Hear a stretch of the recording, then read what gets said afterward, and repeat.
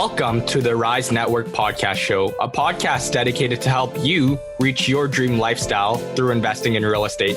We're going to be sitting down with new, intermediate, and experienced investors to talk all about real estate and how it has changed their lives. If you're looking to scale your portfolio or even just get into real estate investing, you're in the right place. Make sure to tune in.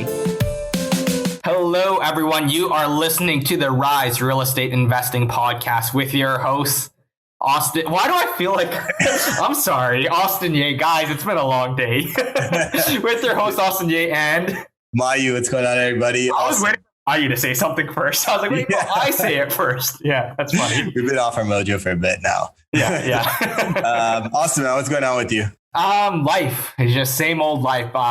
Things have reopened back in Toronto, so fortunately, I still couldn't go out much, and the reason being is because I mentioned this again and again, but I have a puppy. And with the puppy who is not vaccinated, we cannot walk them around City Place because everyone has a dog. We don't want him to get sick or anything like that. So I've just been stuck at home. And as a result of that, I've been doing quite a bit of work, real estate related, and just watching TV and bumming around, man. Yeah. not very interesting. But I think I've started forcing myself to have a bit more balance in life, which is a good thing. That was a part of the reason you wanted a puppy as well, right? Like it does force you to like just take a break from like doing work constantly. It forces you to, I mean, not right now, but like once it's vaccinated, you'll have to like take it on walks, like better lifestyle and like better work-life balance, I guess, right? And I've learned to kind of, I'm not going to say disconnect myself because I'm never disconnected, but I've learned to realize in weekends, I do work when it's urgent work that needs to get done. But if it's like nice to have or, like kind of setting deadlines for myself, take these weekends off. Only if it's urgent things I'll handle, right? So life is getting better in that sense. I know you are still working right now, technically, while you're traveling in Vancouver. So what's up with you, man? Yeah, I think, so part of the reason we want to go to Vancouver was more so for me, it's just like a proof of concept, right? It's just like, can I like live somewhere else? Do I even like need to live in Toronto, blah, blah, blah. Like my wife wasn't really Hold on. You move from one expensive cost of like a living city. There's like proof of concept in another expensive. Well, my wife wasn't down to take the leap and go to like Costa Rica or like something like that, which is what I was originally trying to like convince her on. But I just did this as like, okay, let's see how this goes. And she still obviously has work, right? So she wasn't like, she didn't really like, I mean, technically she can work from home, but she didn't really want to give that a shot and like try like living somewhere else for a long time or whatever. But yeah, so for me, it's like, sure, we're traveling, but like, I like the 3-hour time difference that Vancouver and Toronto has because that allows me, and like, I'm a super early bird anyway. So like, I'll wake up like 5 or 6 a.m. like Vancouver time. And like, I'll do work until like 10 or 11 by the time my wife wakes up and like, I'll be able to crush out like a decent amount of work. Right. So I really like that. So it's just really like learning a few things about like the work from home life, but like, I'd be on the opposite end of where you are right now. And I think like it's part of the journey, right? So I think right now it's every single day is a day that you can work. Like what is a weekend, right? But like I think somewhere along the way, like it's not sustainable, right? To just like try and work every single day, like you're gonna burn out and stuff like that. Even if we really like what we do, like you are still gonna burn out, right? Yeah. And it's hard to just say this is like I'm not gonna work weekends. We're trying to work our way into like you can't just 100% turn to that lifestyle. Like we got to transition off and like I guess you're doing a little bit of a test right now. Is it going well? You'd say? It's going well, yeah, but it's also like super difficult to do work when my wife doesn't have any work to do, right? Because so I'll see her in bed. And I'm like, I just want to like relax now. So that's the only thing. But yeah, like so far, like everything I can do, like you can do remotely. Like we don't really like visit our rental properties, right? Like none of that stuff. Like you really don't need to be there. You can analyze deals from anywhere and you can like make offers and mortgages you can do from anywhere as well. So that like that works out really well. Especially when you have an established network, which is, I would like to say we have built up an established network for ourselves. Yeah. And really it's just a matter of, for us, when we're building long distance teams, we're making phone calls, but on that phone call, we're establishing credibility. It's like I have X amount of units. I've done this in XYZ properties, completely long distance.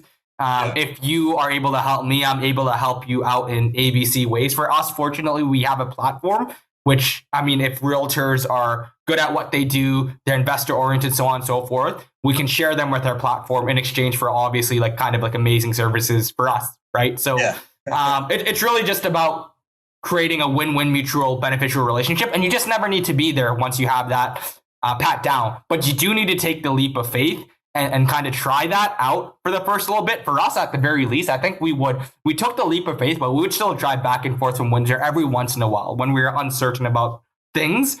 But I think we've grown to the point where we're confident in completely stepping out of the day-to-day and managing from afar via email, phone calls, and videos. So that was New Brunswick for me, right? Where it was just like, I can't go to New Brunswick, right? Let me give this a shot and see how this shit goes. But I think you're right on. Like now I just have like more and more confidence that like you could really be anywhere and invest anywhere without really going and checking out with the properties. You can go as much as you want to go, right? Like sometimes I do want to go and see the property just for like myself. And I don't know, just like get my content for social media out of the way and stuff like that. But We're going to jump into today's episode because I don't know if you heard, but my dog is coughing in the background. He has a cold, so I got to attend to him.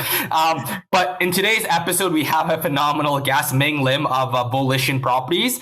And Ming is actually a phenomenal investor who started off investing in Waterloo and then actually pivoted his entire portfolio over to Toronto. And he's able to find a unique strategy to make Toronto numbers work. And by Toronto, I don't mean Scarborough. I don't mean North York. I'm referring to Toronto proper. Like things like High Park, Little Italy, Little Portugal, all of those like Toronto proper. And he's able to add equity lift into properties while still having them be at least minimum neutral, but slightly cash flow positive. So this is a phenomenal episode. If you are ever interested in investing in Toronto, you cannot miss this one out because we really just break down how the strategies to make Toronto numbers work. Make sure to tune in.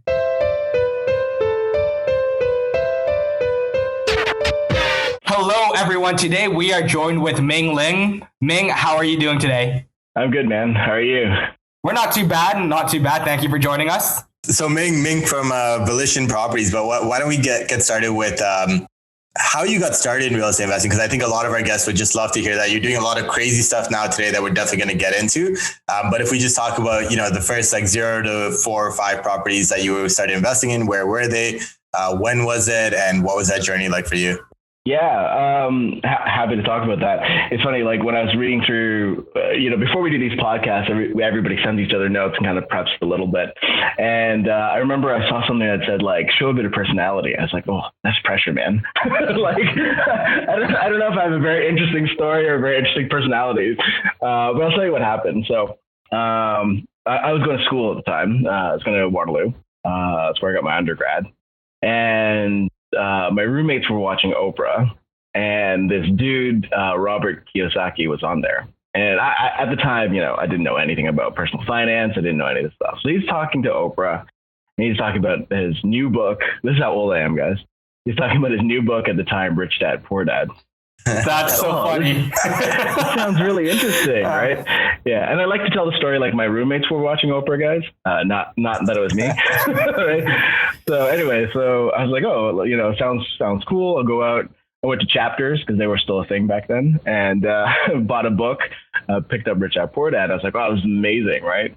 And I'm not a big reader, to be quite honest. I like to listen to audiobooks, but you won't find me picking up a book to read for fun. And I couldn't put that book down. Like it was like, I think I read it straight 24, 36 hours, and I went through the whole book. And it was mind blowing. Like if you've ever read any sort of book, it's a complete mindset shift. And I was like, oh yeah, he talks a little bit about rental properties. I was like, okay, I gotta go take action.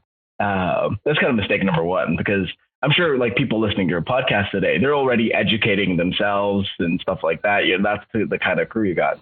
But for me, like that didn't happen. I was like, oh, I guess got to take action. I took action right away.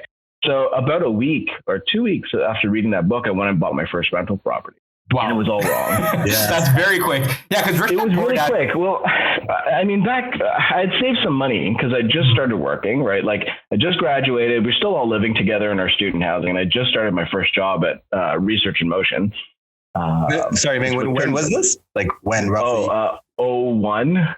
Oh, okay. Yeah. Back when REM was popping. Yeah. Yeah. Back then. Yes. So anyway, so I went, I'd saved some money because I was like, I had no car, right? So I was like walking to work. I was like walking to school. I was like, I was going to buy a used car, or I was going to, instead I bought a rental property. It was a real tough time actually buying a used car because back then we had GST and PST split up. And if you bought privately, you didn't have to pay one of them. I think you only had to pay PST. You didn't have to pay GST. So I'd have to take the damn bus, like in Waterloo, to go see people's cars in their driveways. And that was just such a pain in the butt. I was like, you know what? I'll just buy a house first, and I'll deal with the car stuff later. So my agent to go buy houses. Well, my agent had a car. She'd come pick me up, and then we'd go look at houses. And so I ended up with my first student rental property, and it was all wrong, actually. It was an illegal student rental, which like at the time I didn't even know there was legal and illegal. But in Waterloo, there's a max of 3 people that you're allowed to have, or like 3 unrelated people within a house, or something along those lines. And I couldn't, I had 5 in there. It was like further subdivided illegally. So I got fined for that. The driveway was. How did someone find out about that? Usually those things go, like the city just doesn't care too much unless someone reports it. Waterloo is really tough on this. And, they're one of the few cities that are, and I actually, to be quite honest, I agree with them, because there's some actually really bad incidences there of like fires and people getting hurt because they were overcrowded student rental properties. And so when things like that happened, they took a really tough stance on, any sort of illegal student rental housing. So I had to get rid of 2 of those tenants, and I, had to, the numbers changed on the property, but it was a really good first step and kind of kicked me in the butt to learn a little bit more before I continued investing. But that was the first property, right? It was a semi-detached. I think it was like $115,000. That's crazy. It's the numbers when I talk about it these days are nuts. And I bought a 5% down because you could back then. So 5% down, $115,000. That's how I was able to buy like either a used Honda Civic or investment property. But yeah. So then after that, I just kind of rinse repeated, right? Like refinance, let the property value go up, refinance, bought another student rental property, sold the original one, bought another student rental property. And I just kept doing that because I was living in Waterloo at the time. So it was a lot easier. And the economics back then weren't so tough. Like it was pretty much, you just had to find a decent place, and you didn't have to be very sophisticated investor back then. Some like light improvements, and you could cash flow pretty easily. So I got up to about over 20 doors, I think, at the time using that same strategy. And that happened over like a 7 or 8 year period. And then I had moved to Toronto. So stopped working at RIM, started working at Rogers, and I was managing everything myself. And this is like mistake number 1. Oh, sorry, but lots of mistakes.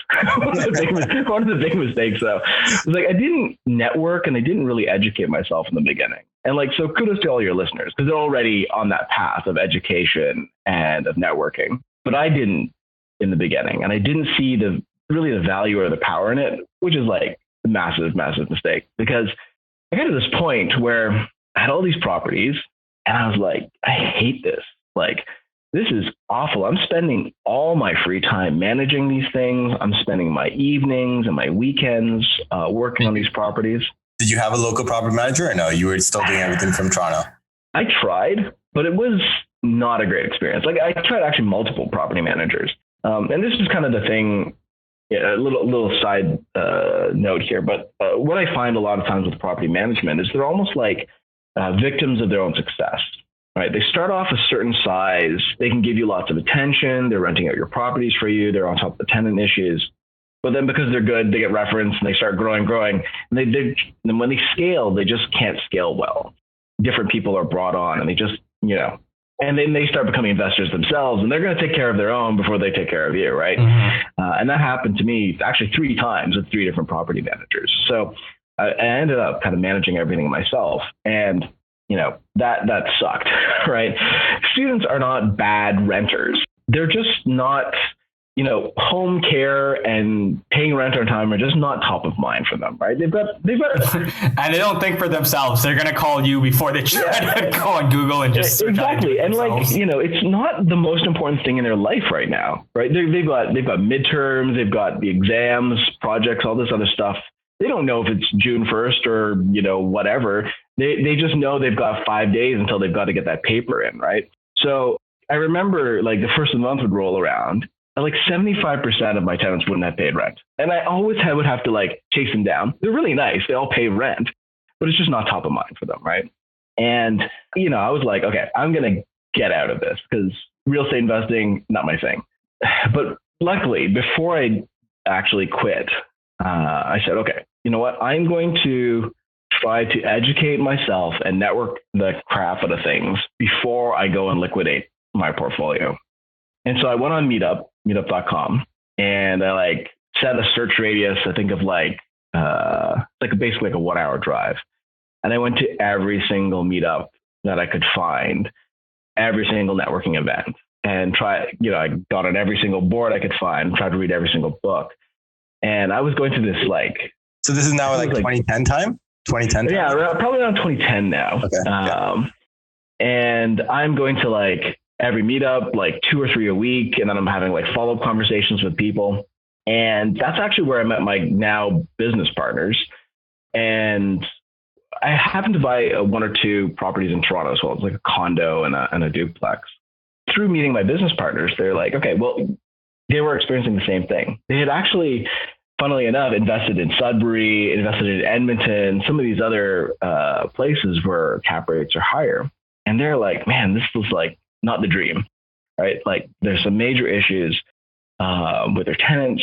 And so we started creating processes and systems around how we're evaluating both the returns and the risk of our investments. One of the big things was in real estate investing, there's tons of information on like how to model returns, right? Everybody's got actually different ways of doing it, right? Cash on cash on, mortgage pay down, all these kind of things, cap rates. But when it comes to risk, there's no standardized way of modeling risk, right? And that was the big like black hole that we noticed. And it's actually what we started doing at Volition, which is the company that I'm part of, is putting models around risk profiles. So that way, when you're investing, you actually have risk-adjusted investments. It's like, when you go to buy a mutual fund, they ask you, oh, what's your risk profile? Like you answer all these questions about your risk profile. But when you invest in real estate, nobody talks about, risk, time risk, like tenant risk profiles, like all that kind of stuff. It's just not a large enough factor, in my opinion, at least, on when it comes to real estate investing.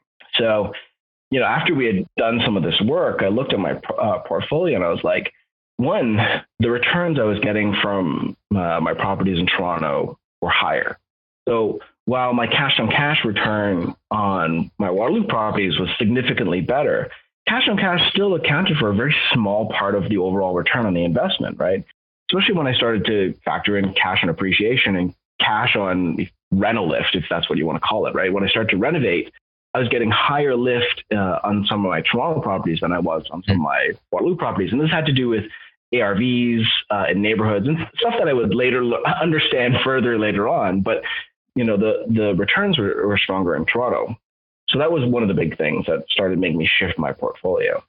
And then the other thing, as I mentioned, was risk profiles. And we ended up coming up with this like acronym that we use called TIME to capture the 4 major areas of risk that we see in any investment property. And that's T is tenant, I investor, M market, and E is state, right? So TIME. And then we start to weight those risks. Wait, what was he? Estate. Oh, estate. Okay. Yeah. Okay. Yeah. We just, the word kind of fits the acronym that way I can remember them. But it's basically a house, right? Like, so those are kind of the 4 major areas of risk. And this actually started to come out of I was in finance at the time. So we started, finance is so much about this, like credit risk analysis. Everything's like risk-based there. So we started to apply that to our investing. And then we looked at the risks that were out there, so those 4 risks, and they start to weight them. Like, what is the biggest risk, and why is it the biggest risk, and how can we mitigate against that?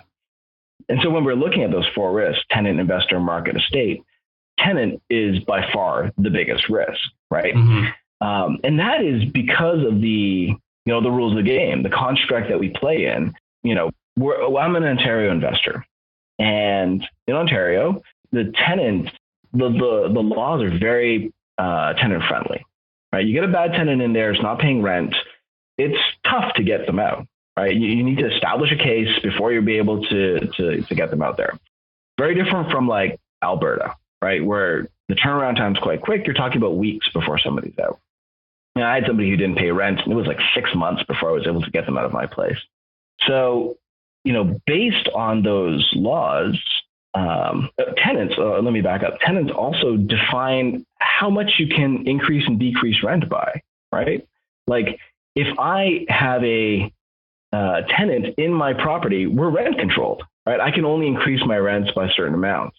Now, if the tenant turns over, great. Now I can bring my rent back up to market. But the tenant is the one really that's controlling my ability for income on my property. And that's kind of crazy. Like any business, like that your customer defines how much you can earn. So you better make sure you have a damn good customer, right?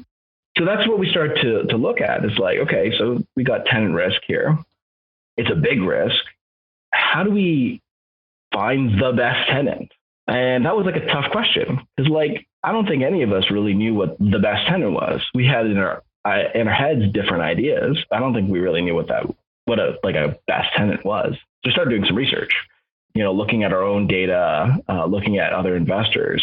And some of the things we were looking for is like, okay, who pays rent on time? And where do these, like, why do they pay rent on time? How much are they willing to pay? What are they willing to pay for? So we started diving pretty deep into what our ideal tenant was. And where we landed was actually people in their mid-20s to mid-30s. At the time, they were millennials, but millennials are getting older now, so can't really call them millennials anymore. But it was kind of that tenant profile. And the reason was, one, like, so we got very crispy on who these people were. It was like people who are university educated, earning anywhere between 65, 75, 85,000, working in a profession like, accounting, consulting, good job. Especially though, these people were working in the downtown core, we found. Like most of these jobs in banking and tech, they were located in the downtown core. And also importantly, these folks are transient. They were living for like, let's say a year, maybe two in their properties, and then they were moving on. Mm-hmm. And at first, it's counterintuitive, but we actually wanted somebody who was transient, right? We didn't want a lifer because we're rent controlled. We couldn't easily bring rents back up to market. And Toronto rents, I know I'm sure you've heard the headlines. They're crazy. They were going nuts at the time. So that's how we settled on these people. And they didn't want to, live in the downtown core. Sorry, they didn't want to live kind of far away. They kind of want to live, work, play all close to each other. So there's some backwards analysis. Where do they want to live? How far are they willing to commute? All this kind of stuff. And that's how we ended up with the houses and the markets that we invest in Toronto. It was all kind of tenant-based, looking at their profiles. Yeah, so that's very interesting. Yeah, go ahead. A lot of these tenants in Toronto, I mean, if you're working a white collar job, for the most part, you do have an ambition to want to own a property, whether that be in Toronto or maybe you want to move in the suburbs, but you kind of start off renting, working your job, saving, and then you eventually save enough to buy a place or to upgrade to a bigger rental and then eventually buy a place, right? So you're getting people who are responsible. You're getting people who are getting a good income, want an amazing credit score, don't want any issues with their landlord for the most part because they have like certain type of goals, morals, values in place and as to how they navigate the world. So that's a very interesting point. Sorry, Ming, I cut you off. What were you going to add on? No, like that's totally it. And a lot of these people, I'd say probably like 60, maybe 70% of these folks, they want to live in a condo where most of them want to live. But there's a good chunk, 20, 30% of folks who don't want to live in a box in the sky, right? That's not their thing. And actually, especially with COVID, a lot of them are looking for outdoor space and they're willing to pay a little bit for it right now. I think it's really interesting, this whole like headlines around, rents are collapsing. And it's true, kind of, right? Like so we're like, because my background's in computer science, right? So we look at my business partners as systems design engineers. We're like all about like the data. And so we took the data and we mapped it out by postal code. And it just shows a completely different story. Like you do see massive drops in rents right in the core. So financial district got decimated. It's like down 30%.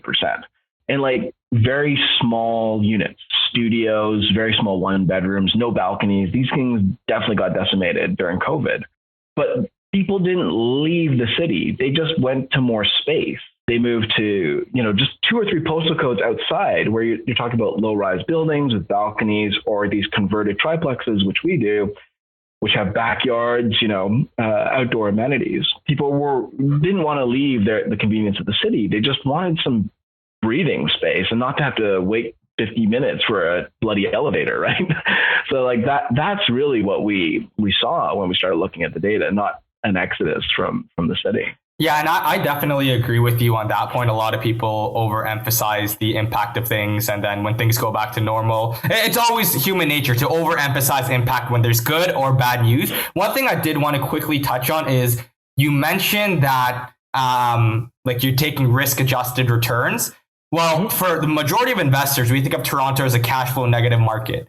How are you making, and I don't know what your beliefs are, but me personally, I don't want to invest in anything that's a negative cash flow, right? So how are you making these numbers? Okay, so you're in agreement with that, like neutral or above. So how are you making these numbers work in Toronto? Because it's not working with condos, I'll tell you that. Yeah, it doesn't at all. Not even close. So, Toronto was, at least as long as I've been an investor, never been a market that you can just buy and rent and make money. Like it's never existed. Maybe there were some small opportunities, but usually you had to do something. And, the trick that we use in Toronto is not a trick. It's what everybody does. And that's densification, right? It's just, you have to take it one step further here. Duplex did work for a little while in some neighborhoods, but probably for the last, I'd say 5 or 6 years, duplexes don't cash flow anymore. You're looking at best, slightly cash flow negative on a duplex in Toronto. So what do? You just add another suite. You're looking at triplexes. And so everything we do these days are minimum triplex, and triplex can come in multiple forms. We've got 3 units within the main building. You've got a duplex with a laneway suite. However you're looking at getting it, you've got to densify somehow to be able to make it cash flow in Toronto. So that's the short answer. Really important is how do you actually execute that strategy, because you can't just simply go triplex anyhow. You can't just put a laneway anywhere. But that's basically what we're doing, is we're adding density.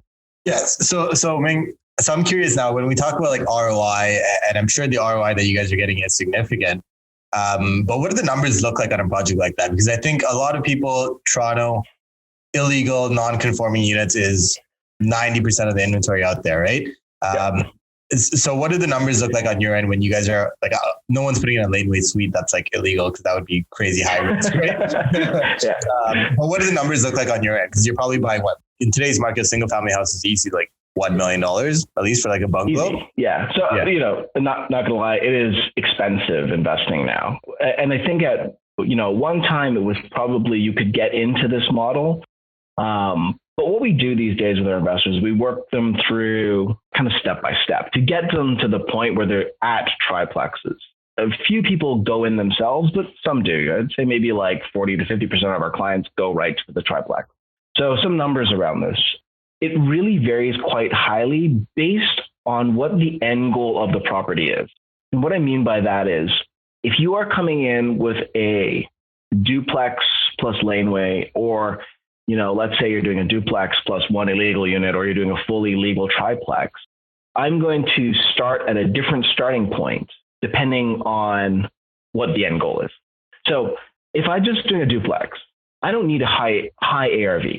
But if I'm doing a triplex with a laneway suite, where I'm doing significant construction, let's say like I got a $1 million rental budget, I need an ARV in a neighborhood that can support like a $3 million house.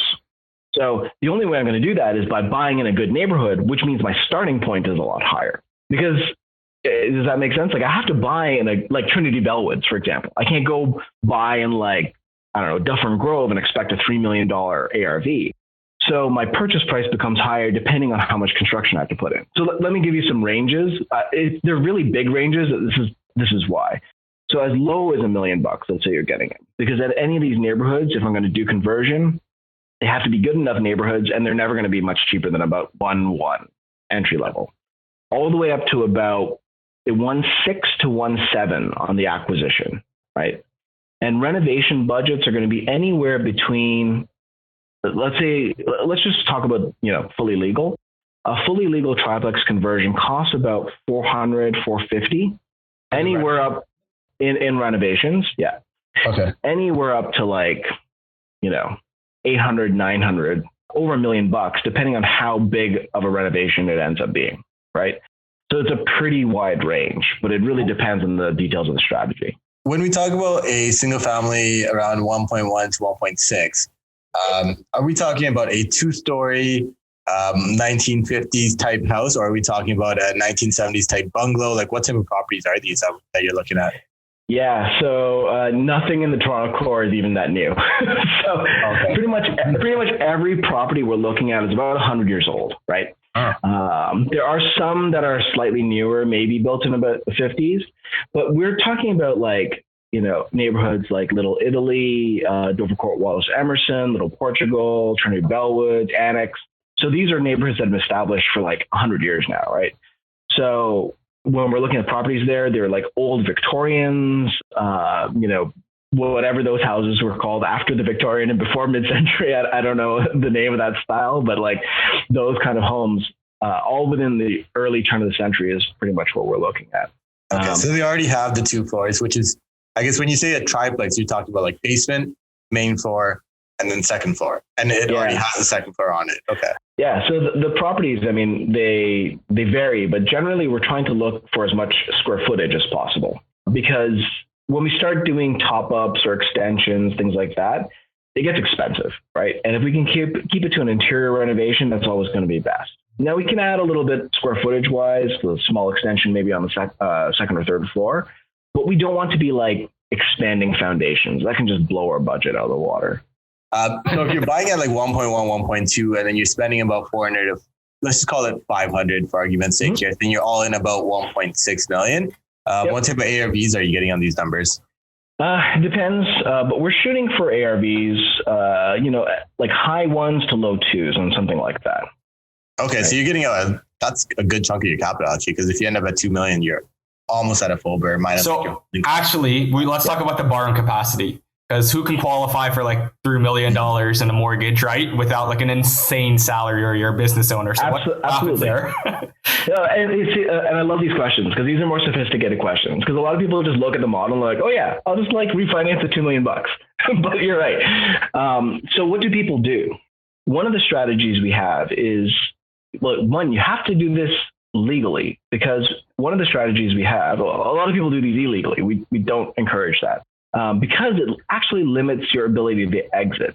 And a lot of times investments are so like acquisition focused, but very not focused on how to get out of this asset at the end. And that's actually where you make your money most of the time, right? So do it fully legally, make it 4 units, right? If I make this bigger, 4 units, I can qualify for commercial now. Now I may not be able to refinance all the way up to, let's say, 80% LTV, maybe I'm looking at like 70% LTV, but I'm able to get that money back on a commercial mortgage. So I'm actually taking a property from being residential, single family, acquiring under residential financing, taking it through the process of, becoming 3, 4, or 5 units, and then exiting with commercial financing, right? That's one of the strategies we use. Then what cap rate are they applying for the commercial financing? So cap rates vary quite a bit, but generally like 4.5 is what we're seeing. So they can be pretty good. And this is the thing: low cap rates suck if you're the buyer and you're trying to buy on cap rates. Low cap rates are great if you're refinancing, you own the property. But in Toronto, we typically see anywhere between 4 and 5% for cap rates. 4.5 is just kind of ballpark what we're seeing. Gotcha. So they're actually they're being very conservative on the appraisal then, eh? Their appraisers are definitely tightening up, because like 5%, I think you'd be lucky to get that in Hamilton nowadays for turnkey.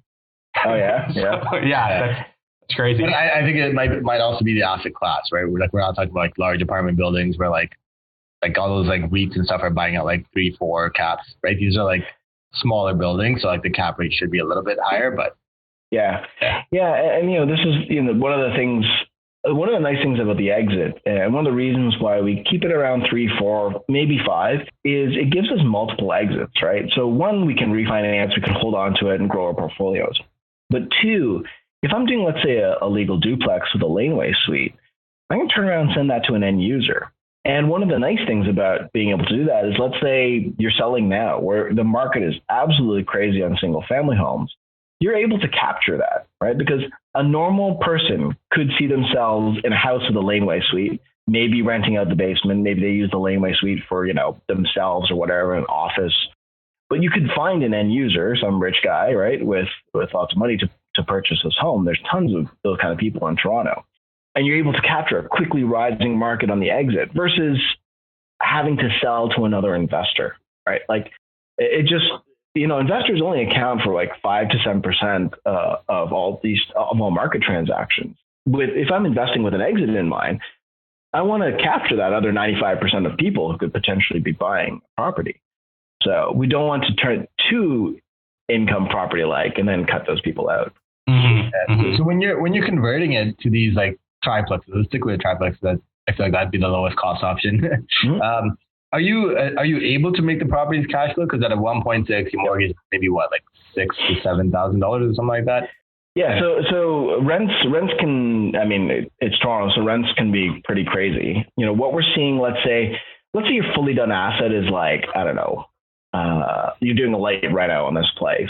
So you're talking like a 1.4. So you're typically looking on a 1.4 asset to be about $6,500 in rent. But we have a lot of places that are like $9,000, $10,000, $11,000 in rents. Like that's not unheard of when you're adding up all the suites, because typical 2-bedroom, say 2-bedroom, 1.5 bath unit, anywhere from 24 to low 3,000s in rents, depending on how the actual unit is, right? So it's pretty easy to stack up 3 or 4 of those and get to Let me ask you this: like, how long do these development projects take? And where I'm going with this is, like myself and Austin, I don't think this has changed for you recently either. We primarily don't really do conversions because it takes so long, right? Like we love those, like go in, lipstick reno, single family house, even if we have to full gut it, like at least we don't need sometimes you need permits, but like whatever. If you don't need permits, you just get in there, you do it quickly and you get out, right? And that's been our approach. So when you're doing these kind of developments where you're putting in $400,000 or $500,000, and then you're putting in another 20% for down payment, which is easy $200,000. So you look at like $700,000 all in. Yeah. Are you away from that money for like a year? Like what are we looking at? And then isn't there a big risk from a time perspective that the market could turn in that year? Absolutely. Yeah. So let's talk about some of those things. So development time, minimum 1 year. And that's development from acquisition point, right? So what I mean by that is if I have a 90-day closing, I'm still, that 1 year clock begins on acquisition, because there's a bunch of things I just can't do until I own the home. I can't do exploratory demo, right? I can't go in there with a hammer and start checking what's behind the walls until I own the property. I can do like surveys and things like that, but we're always looking at least 1 year. And for every subsequent unit I'm adding on, probably looking at an additional 3 to 4 months, right? So when I'm getting up to like 5, 6 units, like it can take quite a while. And I have to do it this way because the way the development fees are charged in Toronto, it's actually really smart, right? Like if I go in and I'm like, okay, I'm building a 4-plex, 5-plex, City of Toronto will be like, great, 5 units, give me $200,000 in development fees, right? But that's not what we want to do. The way they've created it is that if I bring on unit by unit and each unit is subsequently smaller than the previous unit, they won't charge me a development fee. It's a really smart framework. Yeah. So it's a really smart framework because it allows small-time developers like us to say, okay, here's a duplex. Now I'm adding my 3rd unit. So I'm cutting my duplex, but it's going to be smaller than the other units. And each unit I'm bringing online is subsequently smaller and smaller and smaller. They won't charge me any development fees, but I have to close every permit. So duplex permit close, triplex permit close, 4-plex permit close. Gotcha. That works on a small scale. Mm-hmm. That's right. They're leaving quite a few like development fees on the table there. They are, but the idea is to allow for small time development because Toronto's all about gentle densification. They want these things to happen. They want us to build duplexes, triplexes, laneway houses. Like they're throwing out a bunch of rules. If we talk about laneway houses, like we use them strategically to help with the main house because things like parking is a requirement in a triplex. I have to provide N-1, where N is the number of units of parking. And if I introduce a laneway suite, which is gentle densification, they throw out my parking requirements. So now I have 0 parking for the main house. So we use it strategically as well. But my point is, like, a large scale developer can't do this. If I'm building a, 500 unit condo, I can't go and introduce unit by unit and subsequently subdivide and make it smaller and smaller and smaller, right? You end up like with a 1 square foot unit by the time you're done. And so it's great. Like, I can't go really past like 4 or 5 units before this isn't practical anymore. So it's a really smart way of the city saying, hey, small time developers, you don't get charged. Big time developers, you absolutely get charged, right? When it comes to exits, the riskiest exits are those that only have one exit, right?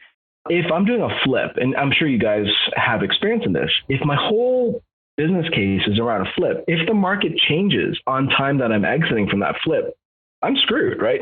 Because we know when markets drop, they drop pretty fast, right? They take a while to recover, but drops happen pretty quick. So if I have to sell, right, because I'm returning money to investors or whatever it is, that's tough. But if my exit is flexible, then I've got some options. So one of the things that we encourage our investors to do is develop multiple exits in mind. So if I'm doing let's say a BRRRR for buy and hold, let's go back to flip. Let's say one of my investors is like, okay, I'm going to turn a triplex, I'm going to sell it. Or I'm going to do a single family. Let's say they come to me and like, everybody's making money flipping single families right now. We tell them, no, don't do that, because a single family flip has one exit. At least put in a secondary suite, make a legal secondary unit in there, because come time to sell, if the market crashes, at least you can hold it and minimize that loss at that point, right? And this is the thing about these long developments. If I get to a year is a long time, the market could absolutely change. And if my model is so focused on needing 80% of that money back at the end, that's a risky model. So don't, right? Like, we don't encourage that. Have some flexibility that you could get, 60% of that money back, and that you won't be sunk. Then in a year or 2 or 3, when the market recovers, go back and refinance again, right? But then your rents will also be stronger. Cap rate will look more favorable. You can just refinance again, pull more money back out. Right. It's all about asking yourself that question, like, what would I do if X event happens, right? And then you need to create a game plan for every single one. So for example, like student rentals, like you face this yourself. What happens if I get caught? Well, will it work as a long-term rental? Will it work as an Airbnb? What if Airbnb, like I know a lot of people are doing Airbnb now. What if Airbnb rules, regulations change? What are you going to pivot to, right? Like, it's just a matter of anything that you go into, you have to ask yourself, what if circumstances change? One thing I did want to quickly ask, or it's more sort of a statement, is the reason why people don't do this strategy in a Scarborough or in a Etobicoke or I don't know, like somewhere else within the GTA, because construction costs are the same anywhere, but the appraisal value just might not come in. Is that the logic? There's a couple of things. So if I'm doing this as a BRRRR, absolutely ARVs need to be there.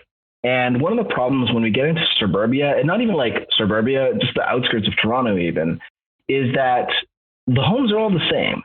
And so if I'm all going down a street, I'm going to get all the comps, hopefully pretty much the same, right? Because they're all built around the same time. They're all very similar homes. But in Toronto, it's not uncommon to have like a house that's $1 million next to a house that's $2 million next to a house that's $3 million on the same street. They're older neighborhoods. They were built that way. They're all over the map. That actually works in our favor when we're developing, when we're looking for homes that we can exit with a high ARV. So that's one.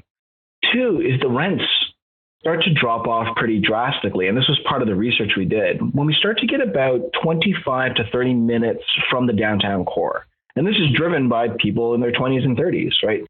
That seems to be the max commute time they're willing to do, 25 minutes. If I start to get into like 30 minutes, they'll be closer to work in a smaller place. They'll start to compromise, right? But they don't want to live 30 plus minutes away from their work. Like, that's kind of my generation. I'm a Gen Xer, right? Like, an hour-long commute back and forth was kind of the thing that we did. But people in their 20s and 30s aren't willing to do that as much, right? they'd rather compromise on something else to be closer. So the rents start to drop off. You see that when you map out rents. And that's also why this model doesn't work in like a Scarborough or North York or like Kipling or those neighborhoods. Like it doesn't work. Gotcha. Yeah, no, that makes a lot of sense. And I guess Mayu, you might have some questions, but on my end, just the last question that I have is if you're looking at risk weighted returns, and we talked about this a bit earlier, why can't you just kind of get the permits together for like a single family home and sell it off instead of going through the entire process, right? And just have all of the plans laid out and have another investor take it to the end. Would you be able to generate a profit that way? The reason that there isn't much of a market for that is because making it go is actually the hardest part. Converting to a duplex is actually pretty easy, right? Like the framework is all there throughout Ontario for supportive secondary suites.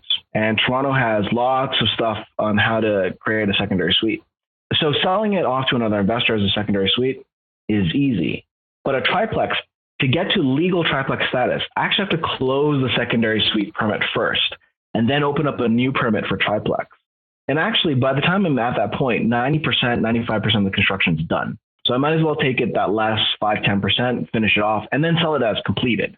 Like there's definitely a market for completed triplexes and fourplexes and stuff like that. But like in a true development sense, where I'm not doing any construction, I'm just setting things up, can't really be done under this model because it's a stepping stone approach to development. Yeah, that makes sense. Your buyer pool is probably just so tiny. And these are all investors who want to make money too. If they can execute, they're like, I might as well do it myself. Yeah, it's just like the execution part is actually quite complicated. So a lot of people would look at this and they wouldn't know what to do, right? Like because so much around triplex development is around proper fire separation. You guys are probably like, oh my God, he's spending $450,000 on renovating 3 units. I can do that for $50K, right? but a big part of that is like the fire separation requirements for 3 legal units. I have to provide HVAC separation. What does that mean? Like I'm either putting fire dampers or I'm doing 3 separate HVACs. And that's what we typically do. 3 furnaces, 3 air conditioners. So things like that make our HVAC bill like $40K right off the bat, right? So anyway, it's stuff like that, which if you don't know that you need to do these kind of things in a triplex conversion, you could pick up the papers and then do it all wrong, right? There's not too many people who are willing to risk it. So Ming, I just have one question for you. So what do you guys do at Volition Properties? So what is the business and what is the model? And because I heard you mention like investors and I heard you mention like different parts of your business, but I'm just curious for you too. Yeah, so there's basically 2 major parts of the company. First one is we help people buy these kind of properties, right? As I mentioned before, you can't just go and buy any house and have it turn into a legal triplex or a laneway or any of these things. There's so many parameters.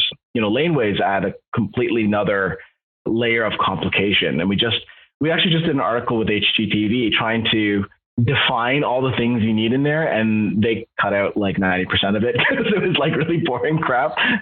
But like, the side setbacks, distance between main buildings and where your secondary suite's going to be, fire hydrant distances, building heights, 0 lot construction. You really need to know your shit before you go and buy a property that you think you can do development on. So number one is we help people buy these places. We are essentially a brokerage, so we make money as real estate agents helping people buy those things. It's a pretty simple business model. The other thing is construction. So much of what we're talking about here requires construction, and it's specialty construction. It's not like renovating a kitchen or bathroom. It's small scale development. Like we're trying to, I don't know. I just had a conversation with one of my friends the other day, and he's like, yeah, they're asking me to firebox my pot lights. Like, what are the options I have there to show fire separation? So, our contractors have experience doing this kind of stuff. So we have a whole division on the construction side to execute against these strategies, because it's one thing to have them in theory. It's another thing to actually execute against them. Got it, Ming. So I think that was a super informative episode for anyone that doesn't know, or like, I think you're our first real guest that's done Toronto real estate, if I'm not mistaken. Yeah, for sure. Yep. So generally at this part of the episode, Ming, we'd like to ask our guests 3 main questions to kind of wrap up the podcast. But where do you see yourself 5 years from now, both on the investment journey, the development space, and I guess even your personal life? Yeah.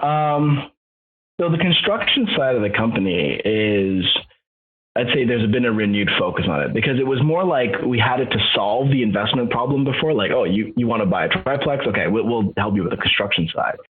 But now we're taking on clients who haven't bought a property through us to help them with the construction piece. So like 5 years from now, I'd love to see Volition construction signs up along the city. We partner with Landscape on a bunch of stuff, and I see their signs everywhere. So like that's my goal, is to be like those guys and have our signs all over the city. That'd be awesome. That's awesome. That's such a cool investment journey, right? Like you go from Waterloo to then Toronto to then being a realtor, I guess. And I didn't even know you were a realtor. I guess somewhere along the journey you became a realtor. Yeah. Somewhere along there. to move into construction, like that's like a full, like, I don't know. I don't even know how to describe that. All over the map is the word you're looking for, Mike. There you go. Yeah. and you forgot to mention that Volition also hosts events as well, right? Yeah. A big part is like what you guys are doing is education, and it's just like, it's cool. One of the things little side story here, but one of the things that I was faced with a couple of years ago was, do I continue working? Do I run a business? Like, what do I do with my life? I've been investing since 2001. So, I've been fortunate enough that I've had a lot of equity built up in properties. I've been able to do this for so many years. And it's like, what do I do with my life? Right. The $1 million question. What do I do with life? Well, so I took some time off, and it was, like, to be quite honest, really boring. It's bad. Like, it's like watching movies and playing video games and stuff like that. But like, at the time, my now wife, who was then girlfriend, she's an entrepreneur, and she's like, well, what are you doing? Like, you're doing nothing with your life. Like, go do something with your life. And a big part of Volition was like to give like purpose, like to educate, to teach, to bring forth another round of investors, because watching movies can only get you so far. So that's what it's all about, man. Like, I find with real estate investors, we go through the hustle, dedication, the hardships, and we want to give it back. We want to not give it back, like pass it on to the next, I guess it seems old for me to say, but generation of the next incoming investors, right? It's actually enjoyable. Like, this is the thing. Like, I love teaching. So anyway, that is a big part. We have these monthly meetups, and we teach real estate investing. A lot of Toronto stuff. So if people are interested in Toronto investing. Yeah. Awesome. That'll be in the, what do you call it? Why is that slipping my mind? The description? Show notes? Yeah. No, I don't know. The podcast terminology. The second question I have, Ming, if you won $10 million and you had 7 days to spend it, and you cannot spend it all in real estate, what would you do with it? Oh, I didn't know they had all these like things that I had to spend it. Cause it's like, when you guys asked me this question, like ahead of time, I was like, oh, like what the hell would I do with the money? So, I mean, there's two things that I like, which are probably like expensive hobbies. One of them's cars. I'm a big car guy. So I'd probably buy like unreasonably expensive car, though. I never can bring myself to it. When I actually go, I have to go pay for it. I'm like, I can't do it. I think I'm just a cheap Chinese dude, right? That's hilarious. So, it's in the blood. It's in the blood. I can't, I'm going against my DNA. But I probably would, if I had to, in 7 days, go buy an expensive car. And the other thing I like are watches. So I'd probably go buy something weird and expensive as well. But like, if I really had to, I'd probably just give it to my parents, right? I think, but we're all come from immigrant families, and there's this common, sacrifice that our parents have made. So I'd love to give them the money, and they can do what they want with it. Awesome, man. So if you could have dinner with anyone dead or alive, who would you choose and why? Yeah. So, they say don't meet your heroes. And I kind of believe that. So, I was thinking a bunch of people like, Bezos and Gates and stuff like that, but I don't think I'd actually want to meet them. The one person I think I'd love to meet is my grandfather on my mother's side, because he passed away a week before I was born. So I never got to meet him, never got to, find out that side of my family history. So that'd probably be it. Awesome. You're I think, like the immigrant hustle, like we're very family oriented, and it really just shows through kind of like the people you want to meet, the things you want to do with the money. And that's amazing, man. I guess one last thing, is there anything that you want to share with new investors before we wrap up here that could help them along their journey? Because you have just been a wealth of knowledge. Well, I always say before you go spend a single dollar on investing, get yourself, not only educated, but networked, right? Like the thing that you guys are doing here with creating a network of other investors is so key, because you can only, I know we're on a podcast, but you can only learn so much through podcasts. You can only learn so much through YouTube videos. At some point in your investment journey, and it's not very long, you'll come across a unique problem, which only people in your network can help you along with. Now, I remember when I first got into development and I was talking with another developer. I was like, I have to do this. And I had no idea how to represent myself in the city. And he's like, go hire a planner. And I was like, I'm talking with the city planners. He's like, no, hire your own planner. I was like, what? He's like, there's a whole job classification of people who will represent for you at the city, who will help you navigate that process. And that, it's crazy to think that I didn't know that at the time and I was getting into development, but I didn't. And that conversation, saved me probably years of problems and tens of thousands of dollars in mistakes, because I actually just went and hired a city planner after that. So the network, I think, is so key. Yep. And we hear that again from every investor, even new investors to experienced investors. Like in the beginning of my journey, if I was to give advice to people, I'd be like, network. Experience, the advice is still the same, network, right? So if you guys aren't networking, you're really just missing out. Our advice is falling on deaf ears. What are you doing listening to this podcast then? Anyways, Ming, thank you so much for joining us today. It's been, as always, a fantastic chat with you. You're a wealth of knowledge. We'll make sure to drop down below all of your social media handles, although I don't think you're super active on social media, but your Volition handle, because I know you're very active on that. I assume that's the best way people can reach out to you. Is that correct? Yeah, that's the best way. You can email us as well, info@volitionprop.com. But that'd be right. Perfect. That's all in the show notes below. Again, Ming, thank you so much for jumping on. In 5 years, we need to have you on again. Maybe less than 5 years, because maybe you'll reach all your goals. Like I'll see your Volition signs all across Toronto. We'll see about that. Yeah. Well, you know what? You're public with it, so now we're going to keep you accountable to it. You're right. Cool. If you guys enjoyed this episode, make sure to like, comment, subscribe, do anything you can to support the podcast. It helps bring great guests like Ming on. And until next time, everyone, invest smarter and live better.